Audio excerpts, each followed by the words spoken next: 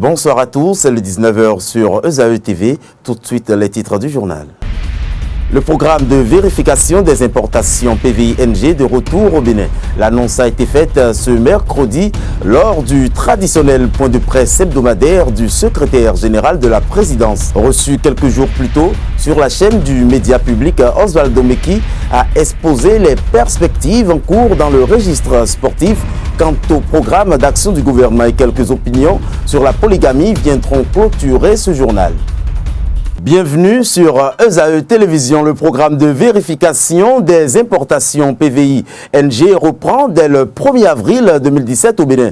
Une décision issue du Conseil des ministres de ce mercredi 15 mars 2017. Selon le ministre d'État, secrétaire général de la présidence de la République, cette mesure expérimentée dans beaucoup d'autres pays d'Afrique contribue à l'éradication de la fraude douanière et augmente les revenus de l'État. On écoute Pascal Irénée Koupaki pour plus de détails. En 2010-2011,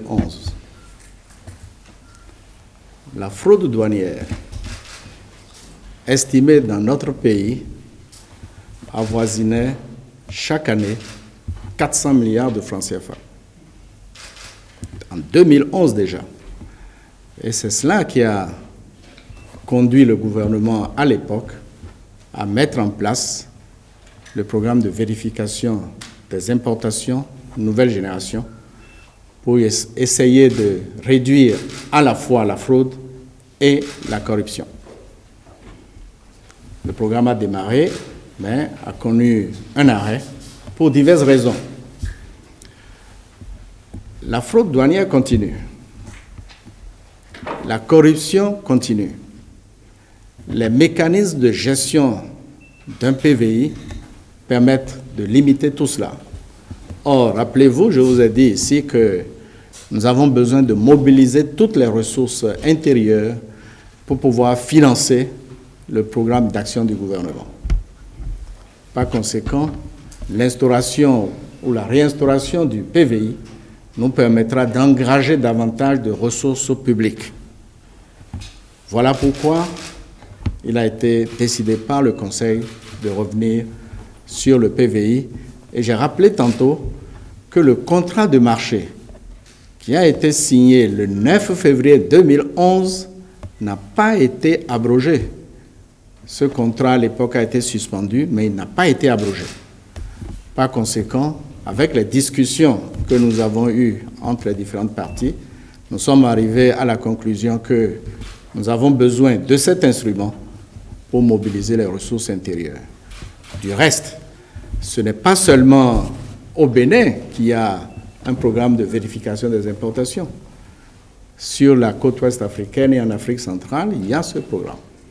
Donc, nous revenons aux normes.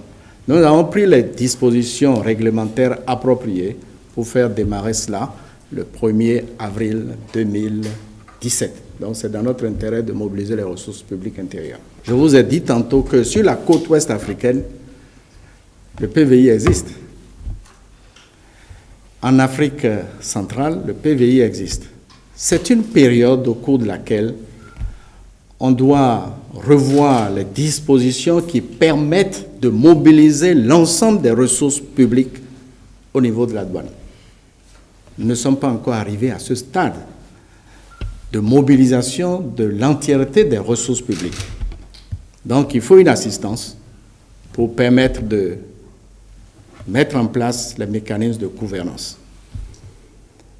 La société de contrôle de vérification des importations peut être utile. Je vous donne un exemple. Au Sénégal, je connais les chiffres. Les recettes douanières ont augmenté en 4 ans de 75% grâce à la vérification. Il y a beaucoup de tricherie sur les valeurs. Ce n'est pas seulement ici la tricherie, ailleurs aussi. Mais ce système permet de minimiser les tricheries. Ça, c'est le Sénégal. En Côte d'Ivoire, lorsqu'on a mis en place le programme de vérification des importations, les recettes douanières ont doublé en 4 ans. Au Cameroun, on a mis en place le PVI qui n'était pas à l'époque de deuxième génération, de nouvelle génération.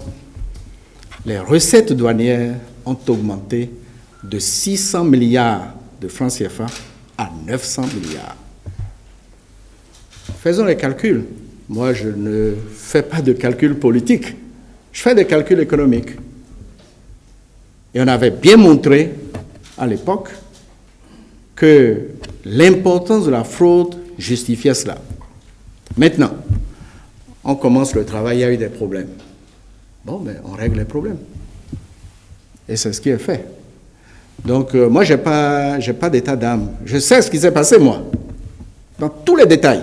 Restons au palais de la présidence pour une autre décision du Conseil des ministres tenue hier. Le projet de loi pour la révision est prêt pour le Parlement et sera transmis dès ce jour à la représentation nationale. On réécoute Pascal Irénée Koupaki. Vous savez, dans les ministères, il y a ce qu'on appelle souvent le PTA, Programme de travail annuel, qui est trimestrialisé, qui est mensualisé. La présidence de la République a aussi son PTA, mais qui ne fait pas l'objet de diffusion, comme dans les ministères. En fonction de notre PTA, c'est vers la fin du premier trimestre 2017 que nous devons déposer le projet de loi constitutionnelle à l'Assemblée nationale. Donc nous sommes dans le timing. Mais entre ce qui est dit ici et là, je l'ai indiqué tout à l'heure, il faut consulter.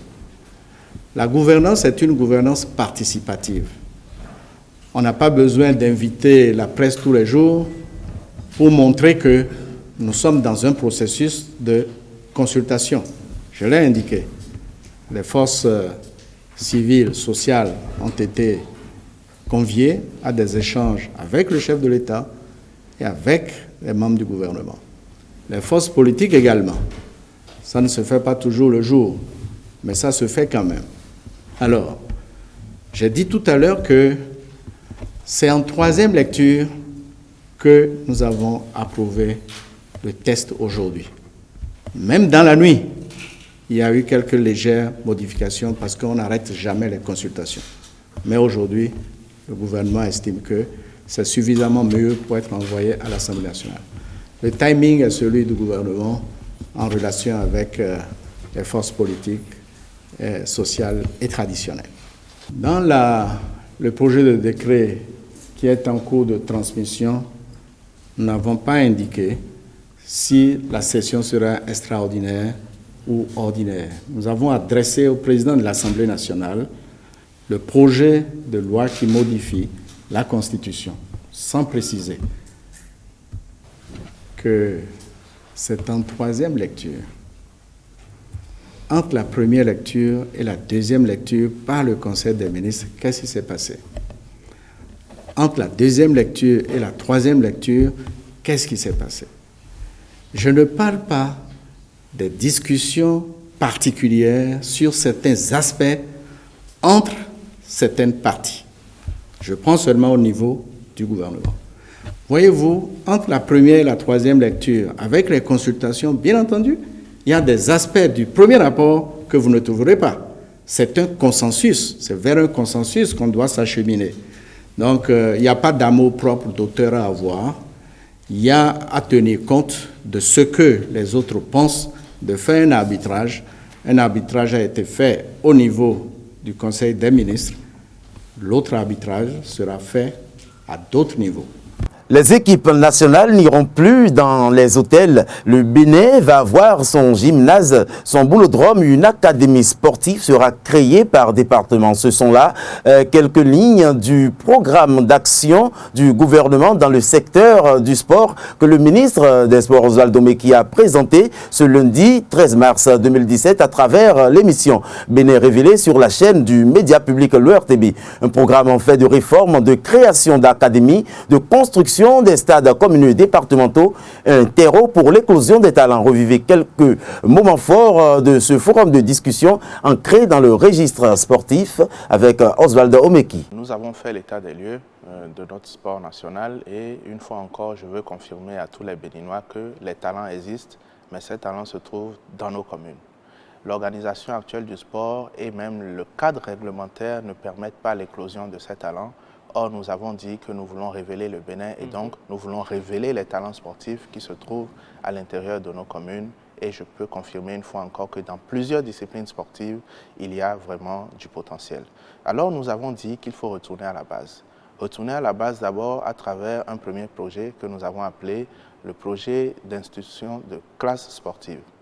Il s'agira en termes clairs d'instituer au Bénin 80 classes sportives réparties sur l'ensemble du territoire national, dans 76 communes à l'exception de Cotonou, et Cotonou divisé en 4 zones. Ces classes sportives seront instituées au football, basketball, handball, athlétisme et dans les arts martiaux. Et ces classes vont consister à regrouper par affinité, par intérêt pour ces disciplines sportives que je viens de citer, les enfants qui sont âgés donc de 9, 10 à 16, 17 ans, inscrits de la 6e en terminale, et à les encadrer, à les entraîner, à les initier à la pratique des sports selon l'intérêt que les uns et les autres manifestent pour tel ou tel sport. Ce programme va consister également pour nous à recruter un certain nombre d'encadreurs, puisque la base va être les cours d'EPS habituels, mais ces enfants vont entrer dans un programme spécial où ils vont avoir 8 heures d'entraînement par semaine.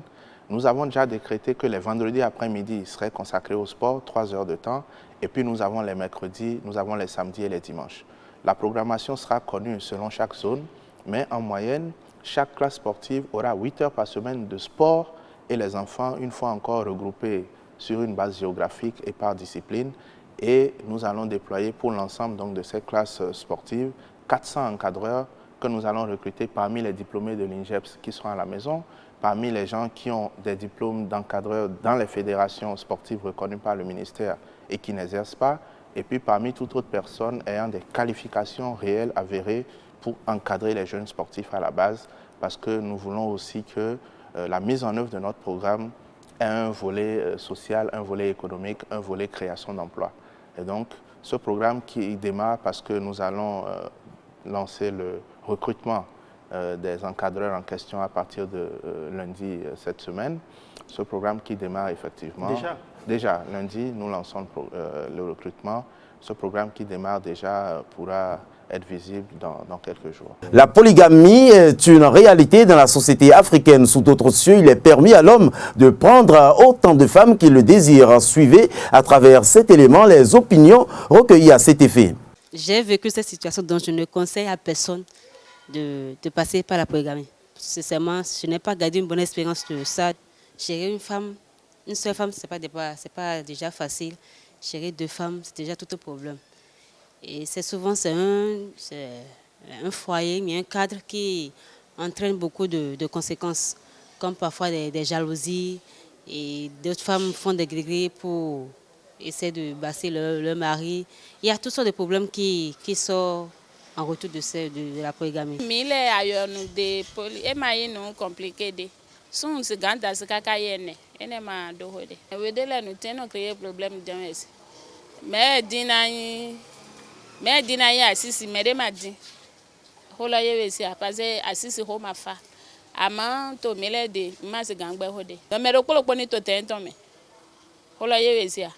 Amani eto polo e mo no vivi. E mayona sunu ni da asi gege quoi. Parce que ni e da asi gege, mais titan là et de problème. Ils sont à considérer ton.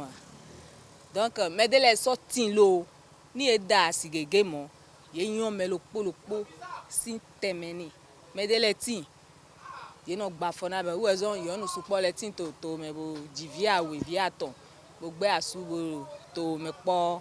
Sun le de no da asi gege le. Yen na biodo. Ye ni dekpo quoi. Ye ni jo asi gege. Ye ni jodo e lo po. Ye ni pe nu ku lo po lo quoi. Ye ni comprendre de foyer ton na sogbe quoi. C'est tout pour cette édition que je vous remercie d'avoir suivi sur les www.aetv.com. On se retrouve demain, même heure, même site. Bonsoir chez vous.